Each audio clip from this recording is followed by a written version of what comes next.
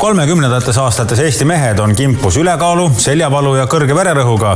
Kaitseväe andmetel ei läbi 72% noortest ajateenistuse alguses Kaitseväe kehaliste võimete kontrolltesti miinimumtulemusele ja Tervise Arengu Instituudi andmetel on üle 66% Eesti meestest ülekaalus. Reservväelaste füüsiline vorm on riigikaitse vaatest võtmetähtsusega, et tagada Eesti kaitsevõime. Kaasasime Eesti vägilased ja tublid reservväelased Nabi, Fosti ja Taimsoo eeskuju näitama.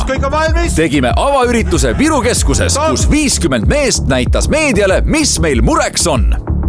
Kolonel Tikerpuu näitas Ringvaate otsesaates ette. Loevad teod, mitte sõnad. Lasime kätekõverduste väljakutse rahva sekka. Kätekõverdusi tegid nii poliitikud, staarid kui ka diivanisportlased. Tootsime sisuturundusblokid tervise arendamiseks Nabi, Fosti ja Taimsoo abiga ERR Hommiku TV saatesse ning kodused treeningud spordivägi äppi. Eesti esieriväelane kolonel Meimer koos Mutika ja Hermakülaga näitasid Ringvaates, miks seljakoti rännak koos sõpradega on parim asi üldse. Korraldasime perepäeva, kus 300 inimest matkas seljakottidega, mehed, naised, lapsed, koerad. Tegime Kaitseväe mobiiliäpis väljakutse ja võimaluse ennast parimatega võrrelda.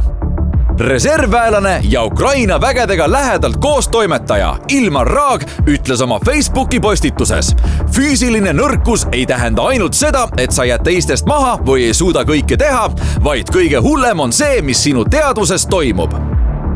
Kampaania tulemused: üle 1000 mehe ja naise, lisaks ka palju ettevõtteid, koole ja spordiklubisid tegid kätekõverdusi lausa kollektiivselt ja jagasid oma tegemisi sotsiaalmeedias selleks, et ka teisi innustada.